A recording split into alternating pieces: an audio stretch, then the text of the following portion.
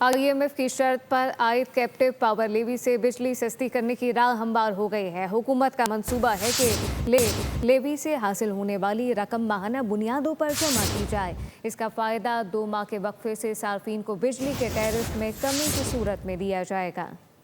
حکومت کا بجلی صارفین کو ایک اور ریلیف دینے کا فیصلہ، کیپٹیو پاور لیوی سے بجلی سستی کرنے کی راہ ہموار۔ حکومتی ذرائع کے مطابق ماہانہ جمع ہونے والے لیوی کا فائدہ 2 ماہ کے وقفے سے دینے کا منصوبہ ہے۔ وفاقی کابینہ منصوبے کی منظوری دے چکی ہے۔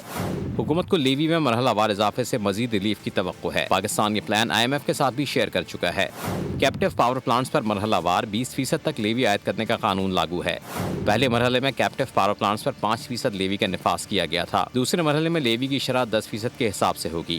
فروری 2026 میں پاور پلانٹس پر لیوی کی شرح 15% کی جائے گی، جبکہ اگست 2026 میں لیوی مزید بڑھا کر 20% کی جائے گی۔ عدم ادائیگیوں پر کیپٹیو پاور پلانٹس کے خلاف کارروائی اور مستقل ڈیفالٹ کی صورت میں گیس سپلائی منقطع کی جا سکے گی۔ حکومت 1 فروری 2025 سے کیپٹیو پاور پلانٹس کے لیے ٹیرف بڑھا چکی ہے۔ پاور پلانٹس کا گیس ٹیرف 3000 روپے سے بڑھا کر 3500 روپے کیا گیا تھا۔ ٹیرف بڑھانے پر لیوی عائد کی گئی تھی۔